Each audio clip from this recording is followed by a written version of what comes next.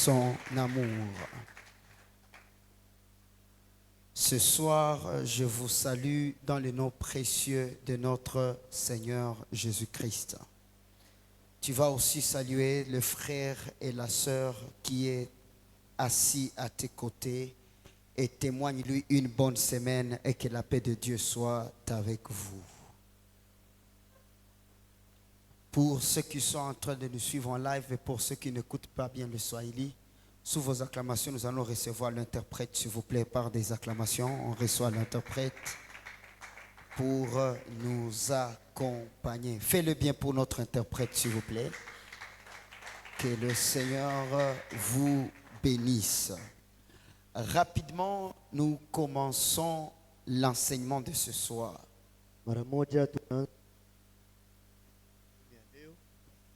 Et je sais que tu seras abondamment béni.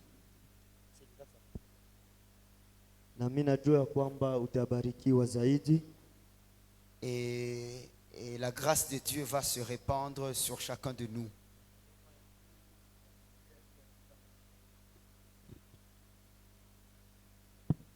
Depuis le dimanche passé, j'étais en train de toucher un point très sensible qui était en train de parler sur les dons que le Père nous donne. Est-ce qu'on peut acclamer pour ce mot-là, zawadi? C'est ça. Là, ça va ôter beaucoup plus de confusion parce que quand on disait karama, les gens voyaient seulement ce que vous voyez. Mais quand on parle de dons, vraiment c'est zawadi. On acclame pour notre interprète pour cette belle interprétation. Nous étions en train de parler sur ces dons spirituels. Et par rapport aux dons spirituels, nous avons compris qu'ils sont répartis en 3 parties. Il y a les dons venus du Père. Il y a les dons que nous recevons du Fils, le Seigneur Jésus-Christ. Et il y a les dons que nous recevons du Saint-Esprit. Voilà maintenant que les dons que nous recevons du Saint-Esprit, c'est ce que les gens appellent kurama, karama.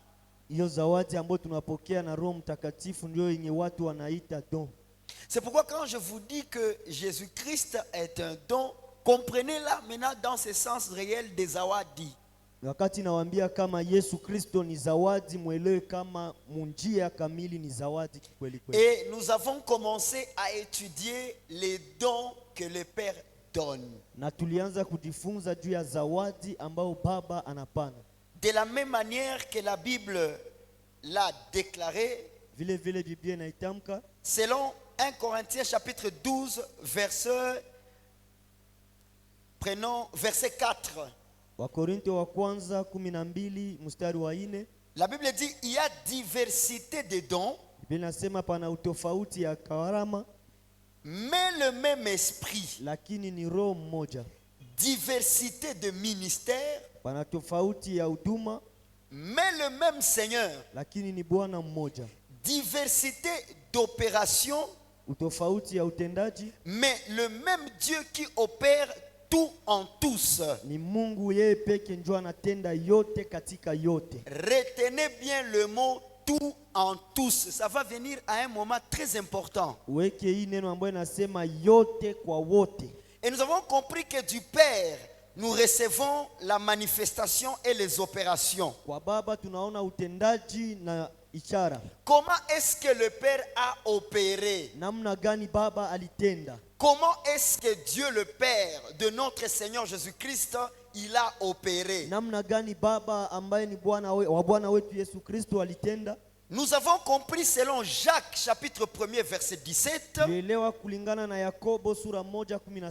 La parole confirme en disant que toute grâce excellente et tout don parfait descend d'en haut. Biblia inasema ya kwamba neema yote ya kweli na Zawadi. utele, zawadi yote ya kweli na utele ya neema inatoka kwa Baba. Ça vient du Père des Lumières, Inatoka kwa Baba wa nuru, chez lequel il n'y a ni changement ni ombre de variation. pale ambapo hakuna mabadiliko wala kivuli ya kubadilika. Et nous avons cherché à remarquer les choses qui sont descendues d'en haut. Tulipima kuangalia juu ya kitu ambacho nasema inatoka juu. Les choses qui sont descendues d'en haut. Vitu ambavyo vinatoka kushuka juu. Et nous avons compris que d'en haut, deux dimensions sont venues. Tulielewa kama juu pana viwango mbili ambavyo vimetokea. Il y a lui-même qui disait que j'ai été envoyé du Père. Yeye mwenyewe anasema ya kwamba nilitumwa na Baba. Il est descendu. Alishuka Jésus-Christ. Yesu Kristo. Le Saint-Esprit est descendu. Roho Mtakatifu alishuka. Nous allons lire ces versets où on les attache, ces mots descendre. Tutasoma ile andiko ambao wanaambatanisha neno kushuka. Et nous avons compris que le premier don Na tulielewa kama zawadi ya kwanza que le Père a fait descendre, ambao Baba alishusha c'est Jésus-Christ lui-même ni Yesu Kristo peke qui yake, est le don de l'humanité. ambaye ni zawadi ya ulimwengu. Merci beaucoup. Il est le don pour toute Ni l'humanité. zawadi kwa ulimwengu yote mzima. Et j'ai dit que ce don-là est sur tout le monde. Nisema kama hiyo zawadi iko kwa kila mtu. Jean 3,16. Yohane Car Dieu 3:16. a tant aimé le monde Maana Mungu alipenda qu'il ulimwengu, a donné son Fils, alimtoa mwana wake afin que quiconque croit en ili lui kila aminie ne périsse point. asipotee. Le don de l'humanité, c'est pour quiconque. Zawadi ya ulimwengu ni kwa kila aminie. Ça n'a pas touché seulement les hommes, Haikugusa tu watu, mais tout ce qui était dans le monde. lakini vyote ambavyo vilikuwa Je duniani. prends même un exemple de l'animal. Na kamata hata mfano wa mnyama, L'impact de Christ sur l'animal. nguvu ya Kristo juu ya nyama. La Bible déclare Biblia inasema qu'il y avait une certaine qualité d'animal qu'on ne pouvait pas manger. kulikuwa aina fulani ya nyama ambao Mais wangelikula, par l'œuvre parfaite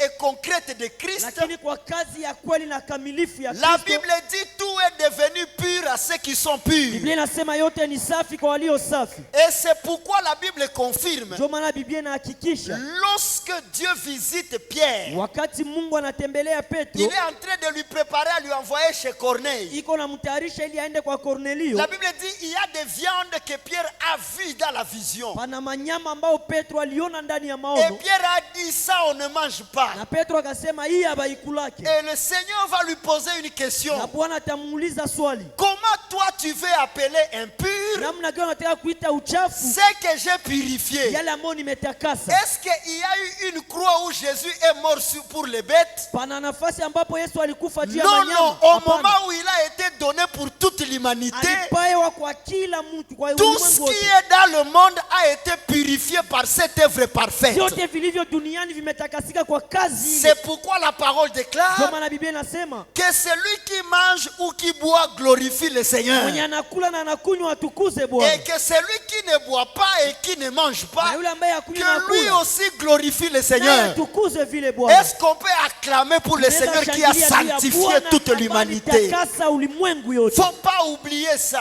Usisahau hayo. Quand tu es pur, Wakati umetakasika, tout ce qui vient vers toi est purifié. yote ambayo itakuwa kwako imetakasika. Est-ce que quelqu'un peut dire Amen avec Tunaweza moi? sema amina. C'était une illustration pour vous montrer combien de fois le Seigneur a purifié tout ce qui était dans le monde. Parce qu'il est mort pour le monde. Ilikuwa kipengele ili kwamba kuonesha kila kitu kiko duniani Bwana alikitakasa. On va maintenant avancer. Tutaendelea sasa. J'ai beaucoup parlé de Jésus-Christ comme don de l'humanité. Niliongea sana juu ya Yesu Kristo kama zawadi ya ulimwengu. Jean 3,16. Yohane Nous avons 3:16. dit que le deuxième don, Tulisema zawadi ya pili venu du Père, inatoka kwa Baba. c'est le don particulier du salut à celui qui a cru en Ni Jésus. zawadi ya upekee ya wokovu kwa yule ambaye ameamini ndani ya Yesu Kristo. Romains chapitre 6, verset 23. Warumi 6:23. Et nous avons dit que ce don particulier Sema hii zawadi ya kipekee nous donne maintenant accès à la deuxième dimension qui est descendue. inatupatia sasa kuingia kwa kiwango ya pili ambayo imeshuka. C'est le Saint-Esprit. Ni Roho Mtakatifu. Retenez depuis aujourd'hui, Uelewe kuanzia leo, dans tout l'univers, katika dunia yote mzima, dans toute l'existence, katika ukuwepo yote, il n'y a qu'un seul Dieu. kuko tu Mungu mmoja. Tu es avec moi. Uko pamoja nami. Et c'est lui qui nous a aidés à connaître le seul vrai Dieu. Na mwenye alitusaidia kujua Mungu wa kweli C'est Jésus-Christ. ni Yesu Kristo. Écoute ce que le Seigneur va dire. Sikia kenye Bwana atasema. Ces versets ici, beaucoup les gens le cachent alors que c'est là où il y a toute la lumière. Hii andiko watu wengi waneficha japokuwa ndio panakuwa mwangaza yote. Je lis pour toi au nom de Jésus-Christ. Nasoma kwako kwa jina la Yesu Kristo. La Bible dit dans Jean 3,16, Biblia inasema katika Yohana 3:16, car Dieu a tant aimé le monde kwa maana Mungu alipenda ulimwengu qu'il a donné son Fils, alimtoa mwana wake afin que quiconque croit en lui ili kila amwaminie ne périsse point, asipotee mais qu'il ait la vie. lakini apate uzima Éternel. wa milele. Qui a amené la vie éternelle? Nani alileta uzima ya milele? C'est Jésus-Christ. Ni Yesu Kristo. Pour tous ceux qui vont croire à sa parole. Kwa kila ambaye ataamini kwa maneno yake. Or, qui va bien définir cette vie Nani éternelle-là? atasema hii uzima ya milele C'est vizuri? Jésus-Christ qui est venu avec. Ni Yesu Kristo ambaye alikuja nayo. Maintenant, dans Jean chapitre 17, Yohane sura ya 17, Jésus-Christ est en train de parler. Yesu Kristo iko nasema. Il est en train de parler. Iko nasema hivi. Prenons Jean chapitre 17, verset 1er. Yohane 17 moja yake. Après avoir ainsi parlé, Baada ya kusema hayo, Jésus leva les yeux au ciel. Qui lève les yeux? Yesu akainua macho juu. Église répondait. Qui lève les yeux? C'est Jésus. Il lève les yeux où? Anainua macho Au wapi? ciel. Mbinguni. Pour regarder qui? Kwa kuangalia nani? Le Père qui fait descendre les choses d'en haut. Baba ambaye anashusha vitu vya juu. Il lève les yeux et il dit, Anainua macho amesema hivi. Père. Baba. Il dit à son Père. Anaambia baba yake. Jésus lève les yeux. Yesu Kristo anainua macho. Pourquoi il lève les yeux? Kwa nini ameinua macho? Parce que le Fils est sur terre, Kwa sababu mwana iko mais duniani, le Père est au ciel. lakini baba iko ndani ya C'est mbingu. pourquoi à son baptême, Ndio maana kwa ubatizo yake une voix est venue du ciel. sauti ilitoka mbinguni. Cette voix-là n'est pas la voix de Jésus, Ile sauti haiko sauti ya mais Kristo, c'est la voix du Père lakini ni sauti ya qui baba témoigne son Fils. ambaye inashuhudia mwana wake. Ça veut dire Ni kusema Jésus était sur terre, Yesu alikuwa mais le duniani, Père était où? lakini baba alikuwa wapi? Au ciel. Mbinguni. C'est là maintenant qu'il dit, Ndio pale atasema, Père, Baba, ces choses sont glorieuses. hii vitu ni vya utukufu. L'heure est venue. Saa imefika. Glorifie ton Fils, Tukuza mwana wako afin que ton Fils te glorifie. ili kwamba mwana wako akutukuze pia, Selon que tu lui as donné pouvoir. kama vile ulivyompatia mamlaka. Nous verrons comment le Père a donné le pouvoir à Unaona Jésus. sasa gisi baba alipatia mwana Selon mamlaka, que tu lui as donné pouvoir gisi ulivyompatia uwezo sur toutes chairs, juu ya kila nyama, afin qu'il accorde la vie éternelle à tout ce qui lui a donné, à tout ce que tu lui as donné. ili kwamba apewe uzima wa milele kwa wote ambao ulimpatia. Jésus-Christ va maintenant dire, Yesu Kristo atasema cette vie éternelle là. hii uzima ya milele, Or, ijapokuwa verset 3. mstari wa tatu, Or, mstari wa tatu, la vie éternelle, uzima wa milele ceux qu'ils te connaissent. ni ili kwamba wakujue Qui est wewe. en train de parler? Nani mweko nasema? Quand il parle, les yeux sont où? Wakati iko nasema macho Il iko wapi? regarde. Est-ce qu'il parle aux hommes ou il parle au Père? Iko naongea na watu wala na Il baba? dit au Père, Anaongea na baba. quand j'étais chez toi, tu m'as enseigné. Wakati ilikuwa kwako ulinifunza, Et tu m'avais dit la vie éternelle ukaniambia uzima wa milele que les hommes vont avoir. ambao watu watapata. Cette vie éternelle, Hiyo uzima wa milele ceux qu'ils te connaissent, ili kwamba wakujue wewe. toi, Wewe le seul vrai Dieu. Mungu wa kweli peke yake. Oh là là. Qui est en train de dire qu'on puisse connaître le seul vrai Nani Dieu? iko nasema wamjue Mungu wa kweli? C'est Jésus-Christ qui est en train de dire Yesu Kristo iko nasema qu'on puisse connaître le seul vrai Dieu. tumjue Mungu mmoja wa kweli. Et c'est lui que tu as envoyé, Na yule ambaye ulimtuma Jésus-Christ. mimi Yesu Kristo. Donc il dit, Anasema le seul vrai Dieu est où? wewe Mungu wa kweli iko wapi? Il est au ciel. Iko mbinguni. Le seul vrai Dieu a envoyé qui? Mungu wa kweli alituma nani? Il a envoyé Jésus-Christ. Alituma Yesu Kristo. Si nous disons que Jésus-Christ est Dieu, Tukisema kama Yesu Kristo ni Mungu, c'est parce qu'il est venu de ni Dieu. kwa sababu alitoka kwa Mungu. Et la Bible dit, ton Dieu t'a fait Dieu. Biblia inasema Mungu wangu alikufanya Mais Mungu. dire que le seul vrai Dieu c'est Jésus, Kusema kama Mungu wa kweli ni Yesu. la parole ne dit pas.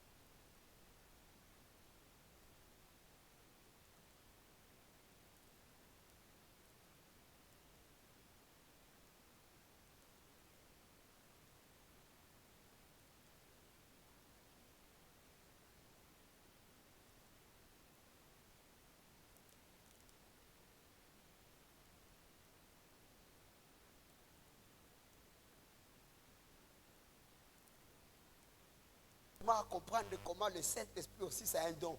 Utaelewa jinsi Roho Mtakatifu naye ni zawadi. Je répète. Narudilia. Jésus-Christ dit. Yesu Kristo anasema. Pas Paul a dit. Hapana Paulo alisema. Tel a dit. Hapana fulani alisema. Jésus-Christ est notre Seigneur et Sauveur. Yesu Kristo Bwana wetu na mkombozi wetu. Il dit. Anasema. Or la vie éternelle. Ijapokuwa uzima wa milele. C'est qu'ils te connaissent toi. Ni ili kwamba wakujue wewe. Le seul vrai Dieu. Wewe Mungu peke yake wa kweli. Et celui que tu as. Na yule ambaye envoyé. Ulituma. Ça veut dire c'est le Père qui a envoyé ni kusema baba ndio alituma mwana wake pour venir nous parler du seul vrai Dieu. Ili kwamba aje atuzungumuzie juu ya baba Mungu pekee yake. Acclamons encore une seconde fois. Shangilie tena pour l'amour de Jésus-Christ. Juu ya upendo wa Kristo. On avance maintenant. Tunaendelea tena. Maintenant Jésus-Christ. Yesu Kristo. En lui nous avons le don du salut. Ndani mwake tuna zawadi ya wokovu. Personne ne peut recevoir ces dons du salut hakuna anaweza pokea hii zawadi ya wokovu en dehors de Jésus-Christ. Nyume ya Yesu Kristo. Écoutez ce verset. Sikia hii shairi. La Bible dit ceci. Biblia inasema hivi. La Bible dit. Biblia inasema. Hébreux chapitre 2 verset 3. Waebrania 2:3.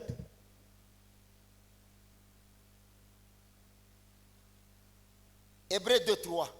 La Bible dit. Comment échapperons-nous? Namna gani tutaepuka? Tutaponyoka. En négligeant wa kuzarau un si grand salut. Hii wokovu mkuu. Qui? Nani? Annoncé d'abord par le Seigneur. Ambaye imeshuhudiwa kwanza na Bwana. Nous a été confirmé par ceux qui l'ont entendu. Ilituhakikishia kwa wale ambao waliisikia. Ça veut dire le premier qui a parlé du salut comme le don venu du Père. Wa kwanza aliyesema juu ya wokovu kama zawadi inayotoka kwa Baba. C'était Jésus-Christ. Ilikuwa Yesu Kristo. C'est pourquoi il a marché dans tout pouvoir. Maintenant nous aussi. La Bible augmente au verset 4 à 10 ans. Ceux qui ont entendu Jésus parler de ce si grand salut, ils ont aussi commencé à parler de ce salut-là. Comment c'est un grand salut? Sa grandeur n'est pas dans le nombre de gens qui peuvent être sauvés. Mais la grandeur du salut, c'est parce qu'il est gratuit. La Bible dit le don gratuit du salut. Frère, Ndugu, tu n'as pas des efforts à fournir pour être sauvé à part croire. hakuna nguvu yote utafanya juu uokolewe isipokuwa Et la kuamini. Bible dit, quand ils ont commencé à le témoigner, Biblia inasema wakati walianza kuishuhudia, Dieu a aussi appuyé ce qu'il disait. yeye Mungu naye akahakikisha kutia muhuri ile Comment? ambayo alisema. Namna gani? Dieu appuyant leur témoignage Namna gani Mungu alisindikiza ile par ushuhuda? des signes, Kwa alama, des prodiges kwa miujiza, kwa ishara et divers miracles na miujiza mbalimbali et par les dons du Saint-Esprit. na kwa zawadi ya Roho Vous Mtakatifu. comprenez? Unaelewa? Quand ils témoignaient le salut, Wakati walishuhudia wokovu, c'est là que Dieu leur donnait le don. ndio pale Mungu akawapatia zawadi. Quel don? Zawadi gani? Le Saint-Esprit. Roho Mtakatifu. Ça veut dire quand tu témoignes le salut, Wakati unashuhudia wokovu, c'est là maintenant que le Saint-Esprit est en toi. ndio pale sasa Roho Mtakatifu iko ndani C'est mwako. quand tu es sauvé Ni wakati que umekombolewa, le Saint-Esprit habite en ndio toi. Roho Mtakatifu anakaa ndani Comment mwako. être sauvé? Namna gani kuokolewa? Recevoir le don de l'humanité. Kupokea zawadi ya Donc ulimwengu. le don de l'humanité qui est Jésus-Christ Zawadi ya ulimwengu ambayo ni Yesu nous Kristo donne le don gratuit du salut. inatupatia zawadi ya bure Et ya dans le wokovu, salut, na ndani ya nous wokovu recevons le deuxième don descendu du Père, tunapokea zawadi ya pili kutoka qui kwa est Baba le Saint-Esprit. ambayo ni Roho Et Mtakatifu. c'est là qu'on va poser la question. Pale tuko watauliza swali, Mais ces gens sont des païens. hao watu ni wapagano, Mais comment ils sont remplis du Saint-Esprit? namna gani wamejazwa na Roho Mtakatifu? C'était une question qui a troublé les gens. Ni swali ambayo ilisumbua watu. Ils étaient remplis du Saint-Esprit. Pourquoi? Walijazwa na Roho Mtakatifu Parce kwa nini? qu'ils avaient déjà reçu le don de l'humanité. Kwa sababu walikuwa wamepokea tayari zawadi Ils ya avaient ulimwengu, déjà écouté la parole. walikuwa wamesikia neno Et ils ont cru à la na parole. wakaamini hilo neno. On les appelait païens, Waliwaita pas wapagani, parce qu'ils étaient des incrédules. haiko kwa sababu walikuwa On wasioamini. les a appelés des païens Waliwaita parce wapagani qu'ils n'étaient pas du sang juif. kwa sababu hawakuwa na damu ya Ils Wayahudi. pensaient seulement que, Walikuwa na waza kwamba comme l'huile qui était le symbole du Saint-Esprit hizi mafuta ambayo inamaanisha Roho était Mtakatifu sur le roi, ilikuwa juu ya sur les wafalme, sacrificateurs, juu ya makuhani, sur les prophètes, juu ya manabii, sur les chefs religieux d'Israël. juu ya wakuu wa dini wa Donc Israeli. l'Esprit de Ni Dieu kusema Roho wa ne Mungu pouvait pas descendre sur quelqu'un d'autre. haingelishuka kwa mtu C'est mwingine. là qu'ils ont posé la Ndio question. wakauliza swali, Mais ces gens sont des païens. hao watu ni Mais wapagani, comment ils ont le Saint-Esprit? namna gani wana Roho Mtakatifu? Encore Tena avant le baptême, baada ya ils ubatizo n'étaient pas baptisés, hawakukuwa mais wamebatizwa, déjà ils avaient le lakini Saint-Esprit. walikuwa na Roho Mtakatifu, Parce que ce n'est pas le baptême qui donne le kwa Saint-Esprit. sababu haiko ubatizo inapana Le Roho. baptême, Ubatizo c'est confirmer que tu as ni croire. kuhakikisha kama C'est umeamini, un témoignage. ni ushuhuda. Mais le don du Lakini Saint-Esprit zawadi ya Roho est Mtakatifu donné à tout celui qui est sauvé. imepewa kwa kila ambaye ameamini. Qui est sauvé? Nani ameokolewa? Est-ce que c'est celui qui est baptisé? Ni yule ambaye amebatizwa. On peut dire oui. Tutaweza sema Mais il y ndio. a d'autres qui sont sauvés Pana wengine wameokoka sans avoir été baptisés. bila kubatizwa. Pourquoi? Kwa nini? Parce qu'ils ont cru en la Kwa parole. sababu waliamini neno. Maintenant, toi qui crois Wewe ambao et umeamini, qui est baptisé, ambao umebatizwa, tu seras sauvé. utaokolewa. Que ce baptême Ile ubatizo soit le sujet de la parole entendue. ikuwe ushuhuda ya neno uliyosikia. C'est là que Philippe va dire, c'est là que l'Éthiopien va dire à Philippe, Ndio pale mtu wa Ethiopia ataambia Filipo, tu m'as expliqué la parole, ulinifasiria neno, j'ai entendu. nilisikia. Qu'est-ce qui empêche d'être baptisé? Nini nanizuia tu Il nisibatizwe? est strictement interdit Haiwezekane de tenir quelqu'un debout kusimamisha mtu et poser la question à na l'assemblée. kuuliza mkutano, Est-ce que vous acceptez qu'on puisse baptiser cet homme? mnahakikisha ni mbatizo wa Le baptême n'est pas un cadeau qu'on donne, que l'église donne à un frère. ubatizo. Haiko zawadi ambao Ce kanisa n'est linapatia pas un ndugu. pasteur qui décide qui doit être baptisé. Haiko mchungaji anaamua wa Ce kubatizwa. n'est même pas, il faut suivre les enseignements Haiko hata kufuata et pour mafundisho être baptisé. ili kwamba ubatizwe. La parole ne dit pas Maandiko haiseme enseignez-les uwafunze et baptisez-les. na uwabatize. La Bible dit Biblia inasema baptisez-les muwabatize et na enseignez-les. muwafunze. Et donc le baptême, Ni kusema ubatizo ce n'est pas l'âge. haiko miaka. Oh, il a 16 Iko ans, na 16. il peut maintenant être baptisé. Non, Atabatizwa sasa. le baptême, Ubatizo c'est quand un croyant de la ni parole wakati muamini wa veut neno le témoigner aux yeux du monde. anataka ishuhudia kwa ulimwengu. Qui célèbre le Seigneur Nani Jésus-Christ anainua avec Yesu moi? Kristo pamoja nami. Est-ce que là les choses deviennent un peu claires? Vitu vimekuwa wazi, Ça devient un peu clair. vimekuwa wazi. Ça veut dire si quelqu'un croit maintenant, Kama mtu akiamini sahi, et il peut être anaweza kuwa les histoires là de 6 mois, ile habari ya miezi 6 c'est seulement parce que les gens disent peut-être il va encore tomber. ni jutu watu wanasema pengine ataanguka tena. Alors que normalement, même si on le baptise, cette nature du corps est toujours à lui. Ijapokuwa hata kama wambatize, hii hali ya mwili iko tu kwake. Il y a même d'autres églises qui vont demander dans les quartiers, est-ce que tu les as baptisés à Ouïou? Pana kanisa zingine zinauliza mtaani, tunaweza batiza huyu mtu? On ne baptise pas quelqu'un parce qu'il a un bon comportement. Hawambatize mtu kwa sababu anakuwa na tabia nzuri. Le baptême, ça accompagne ceux qui ont cru à la parole. Ubatizo inasindikiza wale ambao waliamini Et neno. l'assemblée des saints acclame pour le Na Seigneur. mkusanyiko wa watakatifu ishangilie Bwana. Je pensais que c'était une question de demander comment maintenant on dit que les païens avaient le Saint-Esprit. Namna gani watauliza sasa, namna gani wapagani wako na Roho Mtakatifu? Ils ne sont pas païens comme incrédules, mais ils sont païens parce qu'ils ne portent pas le sang juif. Hawako wapagani juu wasioamini, lakini ni wapagani juu hawana damu ya Kiyahudi. Ils avaient déjà écouté la parole. Walikuwa wamesikia neno. Est-ce que je peux maintenant avancer? Naweza endelea sasa. Maintenant, ceux qui sont sauvés,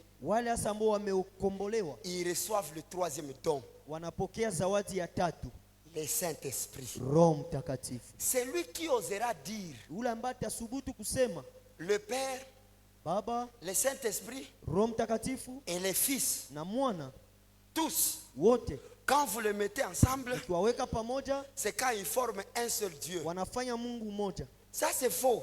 Ni uongo, C'est faux et archi faux. ni uongo tena uongo zaidi. Ce sont des gens qui s'appellent des chrétiens mais revêtus de la doctrine catholique. Ni wale watu ambao wanajiita Wakristo lakini Ce wanafikwa ne sont na que des mila za catholiques mais qui ne Kikatoliki. vont pas à la paroisse. Ni wale wa Roma tu ndio waende kwenye uparuasi. Ce sont des Romains mais qui ne vont pas Ni Warumi à la paroisse. lakini waende kanisani.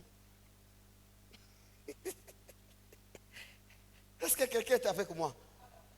Jamais, Kamwe, kamwe, et je dis jamais, kamwe. que mettre les 3 choses ensemble, Weka hivi vitu vitatu c'est ce qui pamoja forme Dieu. ndio Et inafanya Mungu. encore, il y a ceux qui vont loin. Na pana wale wanaenda mbali. Oh, il était père. Alikuwa baba, Il s'est changé en fils. akajibadilisha Et mwana, puis il s'est changé en esprit. kisha akajibadilisha Maintenant, la roho. question, Swali, quand il se change en fils, wakati kwa anajibadilisha et le mwana, fils là lève les yeux vers le ciel, na il prie ule le mwana Père. anainua macho juu anaomba baba. Bon, il prie qui? Anaomba nani?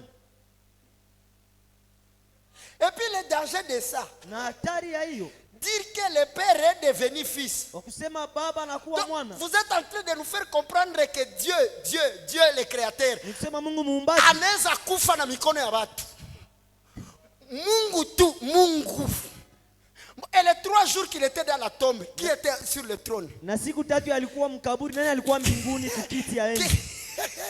Qui faisait le rôle de Dieu à ce temps-là? Nani alikuwa anafanya kazi ya Mungu kwa ile wakati?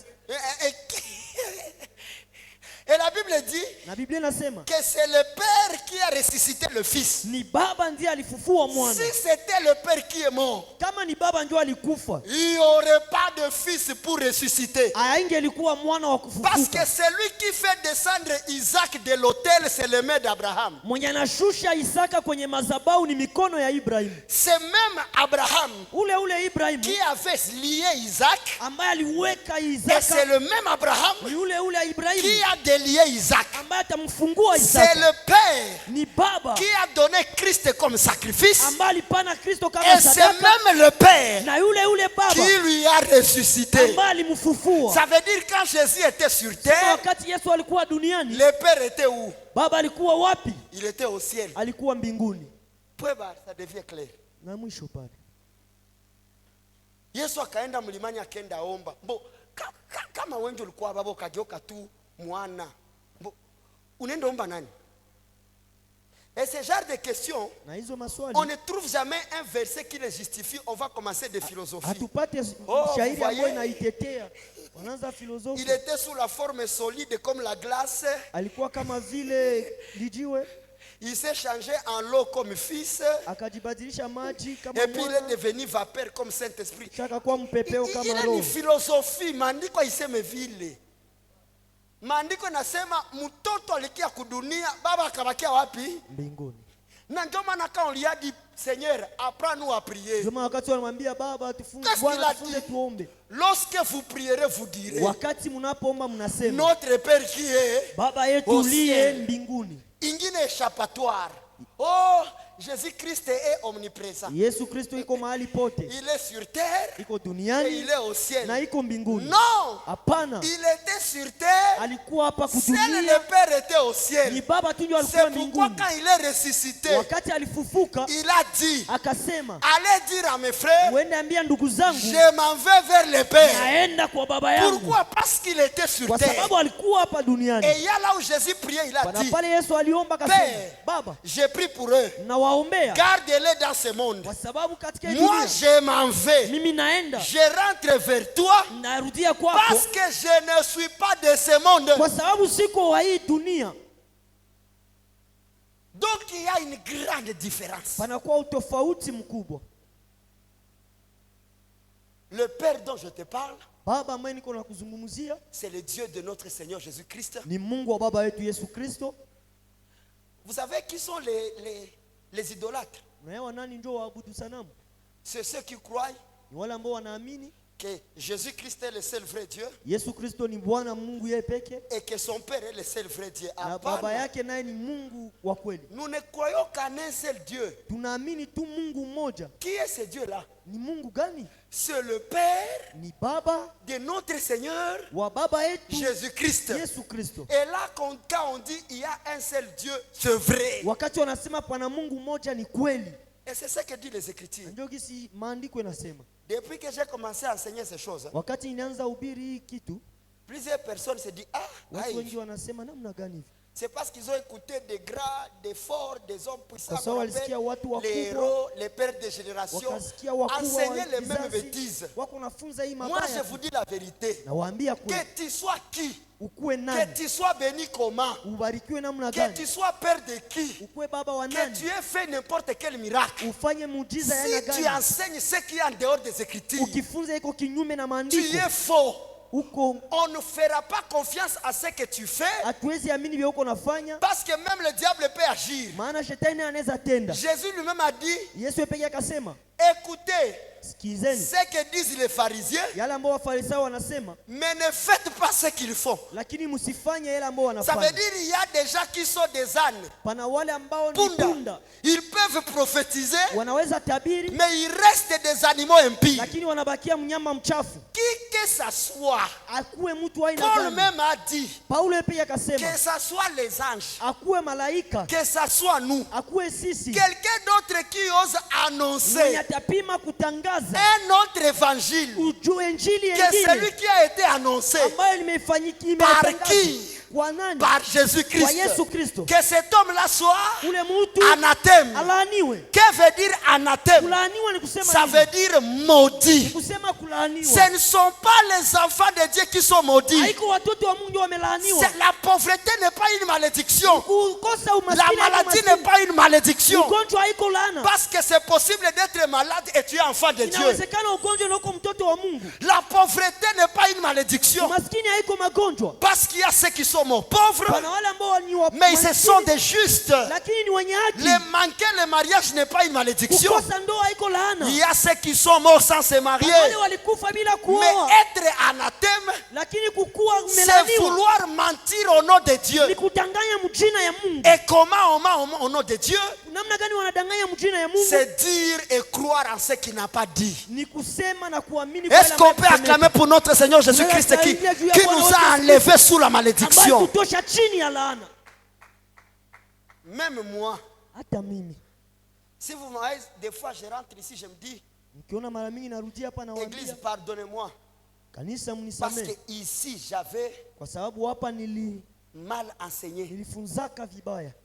ce n'est que le Saint-Esprit qui conduit les serviteurs à la repentance. Ni Roho Mtakatifu ndio tu anasukuma watumishi kwa toba ya kweli. Il y a d'autres qui savent que ce que je suis en train de dire c'est vrai. Watu wengine wanawazia yeye niko nasema ni kweli. Mais ils ont peur de le dire Wanakuwa na woga kusema parce qu'ils veulent garder leur personnalité. sababu wanataka kuchunga utu wao. Et ils voient si j'enseigne ça, on a maboro ya ndapoteza. Nikifunza hii ndapoteza watu. À cause de leurs propres intérêts, Kwa ajili ya tamaa yao binafsi. la Bible dit ils ont gardé la vérité captive. Biblia inasema waliweka kweli wamefunga. Laissons la vérité triompher et nous Tuache serons kweli des iwekwe héritiers huru. du royaume de Na Jésus-Christ. tutakuwa warithi wa Est-ce que tu ufalme peux wa dire Yesu. Amen 3 fois? Naweza sema amina mara 3. J'avance. Naendelea. Le Saint-Esprit, Roho Mtakatifu. troisième don Zawadi ya 3 venu du Père. inayotoka kwa Baba. Don du Père. Zawadi ya Baba. Plusieurs personnes d'entre nous, Watu wengi katikati yetu ils savent que wanajua kwamba mais il y a des folies, hein? pana wazimu. Ils savent que Wanajua kwamba le Saint-Esprit Roho Mtakatifu est au même niveau iko na kiwango kimoja que le Père. na Baba. Apôtre, est-ce qu'ils ont raison? Je, wako na sheria? C'est les Écritures qui vont dire. Ni maandiko ndio tatuambia.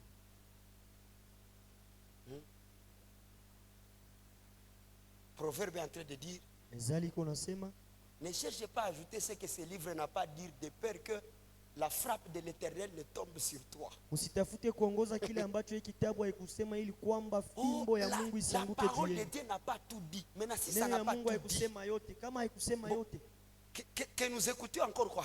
tusikie tena nini? Que nous écoutions encore quoi? Tusikie tena nini? Le Saint-Esprit. Roho Mtakatifu. Comment la parole le présente? Namna gani neno inamuonyesha? Entrons dans la profondeur. Tuingie katika vilindi. Regardons d'abord comment Jésus-Christ Tuangalie namna gani Yesu Kristo a reçu le Saint-Esprit de son Père. alipokea Roho Mtakatifu kutoka kwa baba yake. La parole déclare, Biblia inasema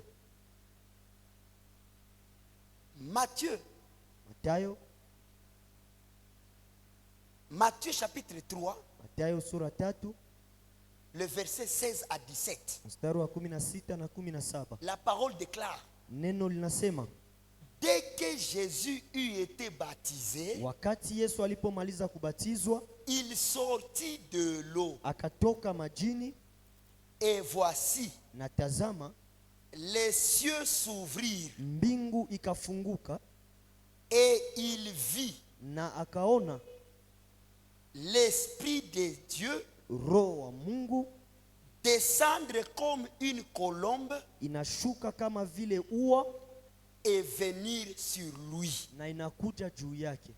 Ici, le Saint-Esprit vient d'où? Roho Mtakatifu hapa anatokea wapi? Du Père de lumière, Kwa Baba wa nuru, de qui descend tout don parfait.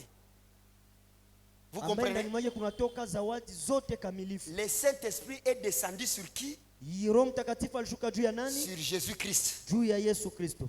Et voici, Na tazama, là c'est Matthieu 3, 17. pale ni Mathayo 17, Une 3:17. voix Sauti fit entendre des cieux ces paroles. ikasikilikana mbinguni kusema, Celui-ci est mon fils bien-aimé, yu ndiye mwana wangu mpendwa, en qui j'ai mis toute mon affection. ninayependezwa naye. D'autres versions continuent en disant, écoutez-les. Yengine shairi nasema mumusikilize. Ça veut dire, Ni kusema si le Père kama Baba a donné le Saint-Esprit à Jésus, alipatia Roho Mtakatifu kwa Yesu, c'est pour qu'il soit envoyé témoin, messager du Père. ili kwamba akuwe mjumbe ama mtumwa wa Baba, Et pour qu'il puisse parler au nom du Père. ili kwamba aongee kwa jina la Baba. Vous comprenez maintenant l'écriture qui dit, Na ule hata shairi ambayo inasema c'est poussé par l'Esprit ni kwa kusukumwa na Roho que les hommes njo watu ont parlé de la part de Dieu. waliongea kuniaba ya Parce Mungu. que celui qui n'a pas le Saint-Esprit Maana yule ambaye hana Roho ne Mtakatifu peut pas parler de la part de Dieu. hawezi ongea kuna nafasi ya Mungu. Pourquoi? Kwa nini? Parce qu'il va dire ce que Dieu n'a pas Kwa dit. sababu atasema yale ambayo Mungu hakusema. C'est pourquoi il faut que le Saint-Esprit Ndio kwa vienne, maana inabidi Roho Mtakatifu akuje, l'Esprit de vérité. Roho wa kweli Il vous conduira atawaongoza dans toute la vérité. katika kweli yote. Ça dit quelqu'un qui a le Saint-Esprit, Sema yule ambaye anakuwa na Roho il ne Mtakatifu marche pas seulement dans la vérité, atembee tu katika mais il kweli, marche lakini dans anatembea toute la vérité. katika kweli yote. C'est là qu'il ne faut pas dire, Ndio maana atasema oh, notre assemblée accepte ça, sie kusanyiko yetu inaitika, notre assemblée n'accepte pas ça. kusanyiko yetu Ah, haitiki. Hapana, quand on est conduit par le Saint-Esprit, wakati tunaongozwa na Roho Mtakatifu, même ce qui est scandale aux yeux des hommes, hata yale ambayo ni mabaya mbele ya macho ya watu, quand c'est la vérité que le Saint-Esprit wakati confirme, ni kweli ambayo Roho Mtakatifu il ne anahakikisha, faut pas avoir peur de ce que la société te jugera, usikuwe na woga yale ambayo watu watasema mais il juu faut yako, appliquer ce que le Saint-Esprit dit. lakini utende kile ambacho Roho anasema, Pour preuve, kwa kuonyesha Jésus-Christ, comme il avait le Yesu Saint-Esprit, Kristo kisa alikuwa na Roho il a Mtakatifu, dit à un homme, je te pardonne. akaambia mtu mwana Les kusamehe. gens ont dit, Watu wakasema qui es-tu huyu ni nani pour pardonner? ili Non, kwamba usamehe mtu? ils ne savaient pas Hawakujua que dans Luc 4, 18, katika Luka 4:18 Jésus-Christ a accompli une Yesu écriture. Kristo aliyakamilisha maandiko. L'Esprit du Seigneur Roho wa Bwana est sur moi, ni juu yangu, car il m'a oint kwa sababu amenipaka pour annoncer la bonne ili nouvelle. kutangaza habari njema. Attention, ne vous troublez pas. Angalisho, msijisumbue. Quand la Bible dit Seigneur, Wakati Biblia inasema Bwana, Jésus-Christ est notre Seigneur, Yesu Kristo ni Bwana wetu, mais son Père est son Seigneur. lakini baba yake ni Bwana wake. Donc on était en train de dire, Jésus était en train de dire, Nasema Yesu Kristo yuko nasema l'Esprit du Père Roho ya Baba est sur moi. iko juu yangu. Et est-ce que la parole le dit? Je, maandiko Répète inasema, avec moi, témoin. sema pamoja nami mshuhuda. Où est-ce que Dieu, Wapi ndipo Mungu le Père de Jésus-Christ, Baba wa Yesu est Kristo appelé ameita Seigneur? Bwana? Lisons ces versets. Tusome hii andiko, Et c'est lui qui a bien maîtrisé ça. na mwenye alihakikisha vizuri Que Dieu, le Père de Jésus-Christ, est le premier Seigneur. ya Le- kwamba Bwana le wa Yesu diable le Kristo connaît ni aussi. mwenye upeke yake. Écoute ces Shetani versets. anajua. Moi, je me demande pourquoi les gens n'aiment pas lire les Écritures. Najuza kwa nini watu hawataki kusoma maandiko Alors que tout est là. japokuwa yote iko ndani. Écoutez ces versets. Sikia hii andiko,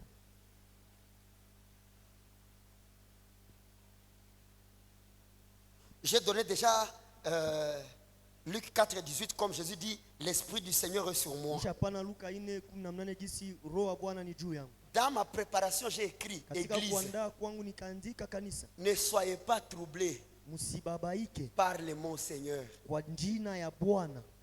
Pourquoi? Kwa nini? Car Jésus-Christ Kwa maana Yesu Kristo a appelé son Père alikuwa anaita baba yake mon Seigneur. Bwana wangu. Matthieu chapitre 4, versets 6 à 7. Mathayo 4:6-7. La Bible dit, Biblia inasema il lui dit, akamwambia, ici, hapa qui parle à qui? nani anaambia nani? Mon fils, Mwanangu, c'est le diable ni shetani qui parle à Jésus. ambaye anaambia Kristo.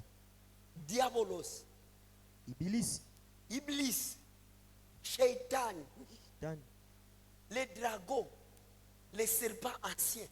nyoka wa zamani, Il dit anasema, au Fils de Dieu, anaambia mwana wa Mungu, si vraiment tu es Fils de Dieu, kama kikweli uko mwana wa Mungu.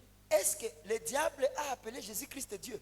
Hapa shetani alimuita Yesu Kristo Mungu, Parce que lui qui est un rebelle du ciel, yeye ambaye ni mpingamizi wa mbingu, il connaît l'administration du ciel. anayua kisi mbingu inavyopangana, Il connaît que le monsieur à qui je parle, anayua huu mtu mweniko naongelesha il n'a jamais été le vrai Dieu au ciel. hayakuwaka Mungu wa kweli Il a mbinguni, son père. iko na baba Et yake, lui, il est venu na yeye alikuja comme fils. kama mwana, Et il lui dit, na akamwambia, si, écoutez bien le langage du diable. kama Ce que le diable maîtrise, je ne comprends pas comment les gens sauvés ne parviennent pas à le comprendre. kenye C'est shetani anajua namna ce que gani le watu diable maîtrise hawakijui. clairement. Shetani anakijua kikweli kweli, Même Jésus-Christ pose la question à Pierre. Hata Yesu Kristo anauliza Petro, Là dehors, kule nje, on dit que je suis qui? niko nasema niko nani? Oh, tu es Jérémie. Tu Uko es Yeremia. Et puis il a posé la question. Akawauliza sasa, na nyinyi? Vous aussi, Na nyinyi vous dites je suis qui? unasema niko nani? Petro, maman, Petro. Petro va se lever, il va dire, Petro akasimama na ujasiri atasema, tu es uko le Fils de Dieu. mwana wa Mungu. Si c'était faux, Kama ni uongo, Jésus allait lui dire, Yesu angelisema, tu te trompes, unashidanganya, je suis ton Dieu. niko Mungu wako. Mais Jésus va dire, Lakini Yesu atasema, Pierre, Petro, ce n'est ni la chair, haiko nyama ni le sang wala damu qui t'ont révélé ces choses, kufunulia hivi mais vitu, c'est mon lakini ni Père baba yangu qui t'a dit ça. ambaye amekuambia hiki. Maintenant, comment le Père est devenu fils? Namna gani baba anakuwa mwana? Tuone taifa la Mungu huruma, tuambie kweli. Ndio maana beaucoup sont des idolâtres sans le savoir. Maana wengi ni waabudu sanamu pasipo kujua. Et il a dit, tu n'as eu à il. Kwa sababu unajua hiyo, Ne le dites usiambie à personne. mtu Allez mwingine. lire. Jésus a dit, hey, vous savez déjà que je suis le fils que Dieu a Unajua envoyé. kama nishakuwa mwana ambao nilikuja. Gardez-les d'abord. Muichunge kwanza. Mais Dieu n'a ijua. Kwa sababu umejua, Pierre, Petro, tu ne t'appelleras plus Simon, hautaitwa tena Simoni, mais tu t'appelleras lakini utaitwa Pierre. Petro. Ça veut dire ce qui change l'identité d'un païen en croyant. Inayobadilisha anwani ya mpagani kuwa Mkristo C'est la révélation qu'il a sur le Fils. ni ufunuo ambao anakuwa juu ya mwana, Et le Fils nous conduit à connaître qui? na mwana anatuongoza Le kujua Père. nani Je vais y baba. arriver. Ndaifikia Le diable, shetani il a été chassé du ciel, mais quand même, il n'avait pas raté cet enseignement-là. alifukuzwa mbinguni, lakini hakupoteza hiyo mafundisho. Il dit, Anasema il avait écouté cet enseignement. alisikia hii mafundisho, Et il avait même écouté Dieu parler de son Fils. alisikia hata Mungu iko naongea juu ya mwanaye. Je vous le montre. Na waonyesha, Il avait un jour écouté le Père vanter son Fils jusqu'à ce qu'il a dit. alisikia kisi Et Bwana iko na Écoute tapa le mwana verset. wake, il lui dit, akamwambia, si tu es fils de Dieu, kama wewe ni mwana wa Mungu, jette-toi en bas, jitupe chini, car il est écrit, kama imeandika, il donnera des ordres. Il c'est qui?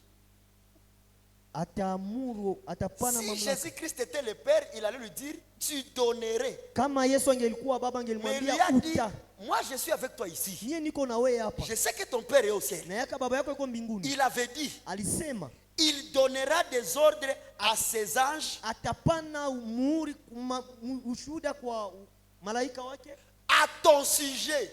kwa ajili ya Kwa Yako. ajili yako. Donc le diable est en train de dire à Jésus, shetani. Iko naambia Yesu, j'avais écouté ton Père dire, nilisikia baba yako iko nasema, les jours que tu oseras tomber, siku yenye utaanguka il donnera l'ordre à ses anges atapana mamlaka kwa malaika de venir te secourir. Waende Mais pas c'est pas ça wakusaidie. qui est dit là. waende wakusaidie. Je répète la lecture, tu vas comprendre. Narudilia C'est très clair. usomi uelewe. Il lui dit, Akamwambia, si tu es fils de Dieu, kama ni mwana wa Mungu, jette-toi en bas, jitupe chini, car il est écrit, kwa maana imeandikwa, il ordonnera, il donnera des ordres à ses anges atapana shuhudu kwa malaika wake à ton sujet, kwa ajili yako, et ils te porteront sur les mains, na watakukamata kwa mikono yao, de peur que ton pied ne heurte contre une pierre. ni ili kwamba mguu yako isijikwae kwenye jiwe. Vous comprenez? Donc mukulu ya Yesu aingi gonga hata lijiwe, parce que baba yake kona mchunga.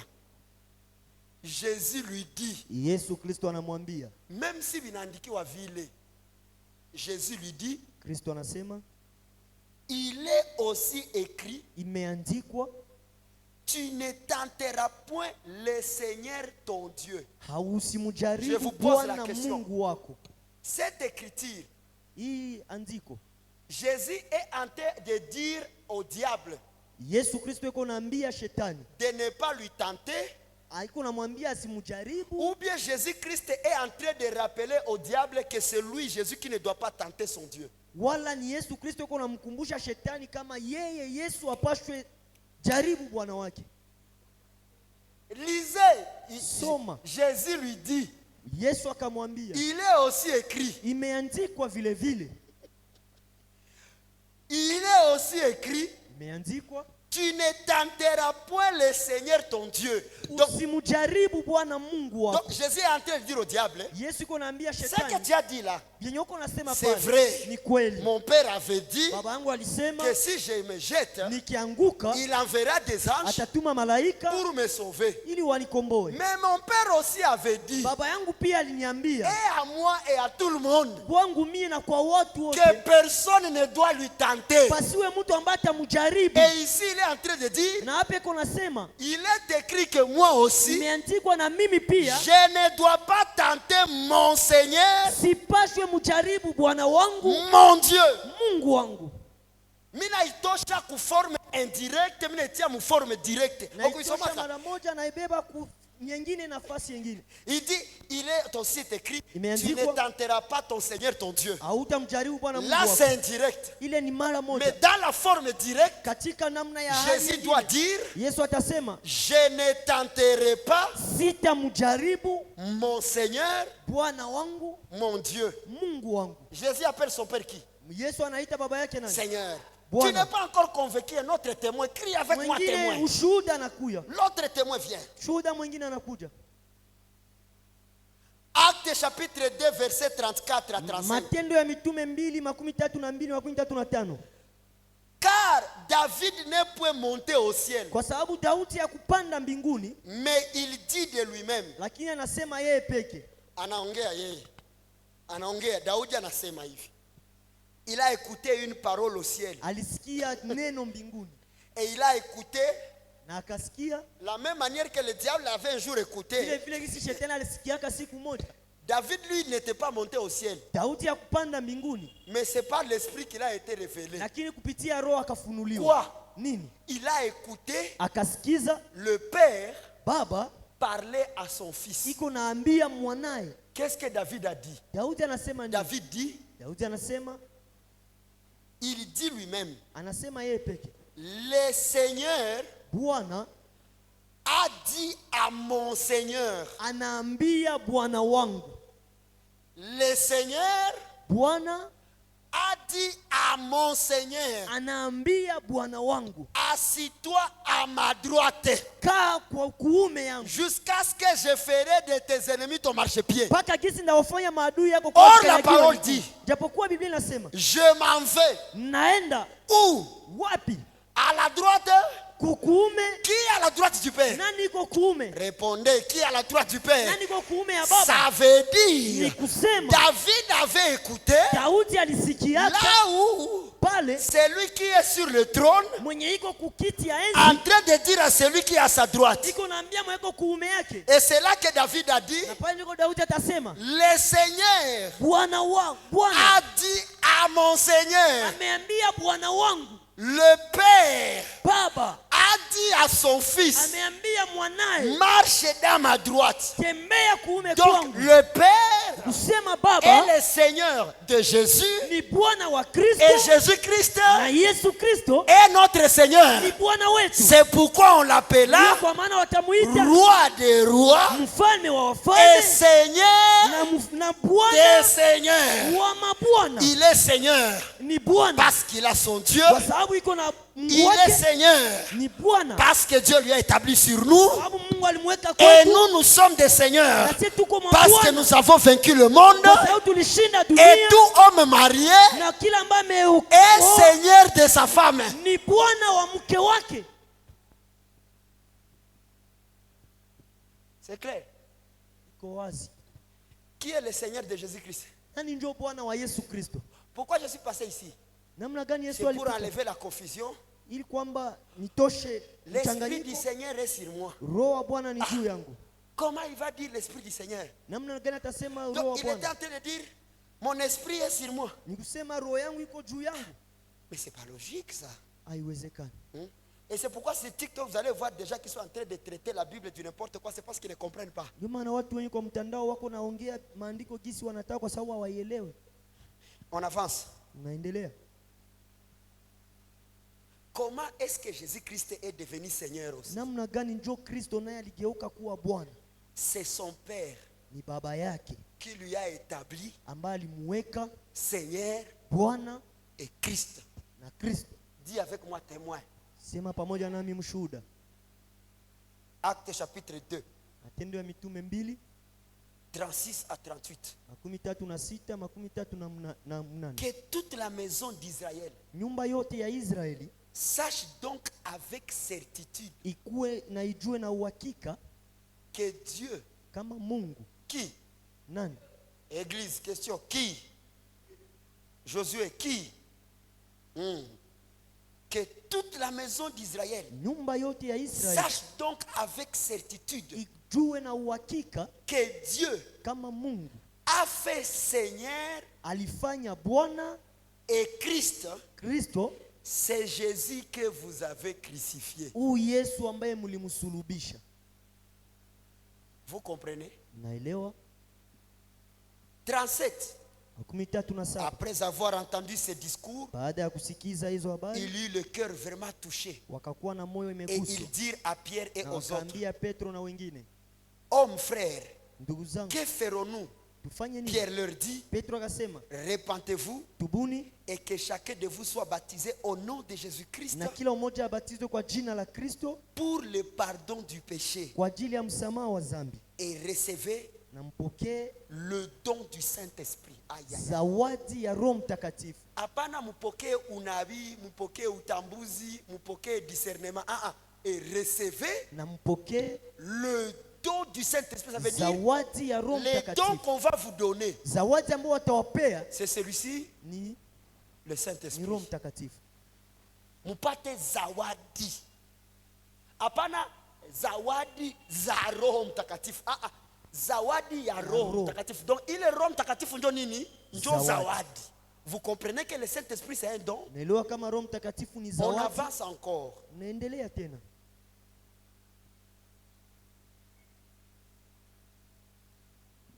Nous continuons. Nasogea. Jésus-Christ lui-même, Yesu Kristo yeye peke il a reçu le Saint-Esprit de son Père. alipokea Roho Mtakatifu kutoka kwa baba yake. Maintenant, lui, il a reçu le Saint-Esprit. Yeye amepokea Roho Mtakatifu. Comment encore il s'est changé en Saint-Esprit? Namna gani tena Ça kajibadilisha n'a kuwa pas Roho de sens. Mtakatifu? Écoute ce que dit les Écritures. Sikia gisi maandiko inasema. Actes chapitre 2. Matendo ya Mitume sura 2. Daniel, ça va? 29 à 33.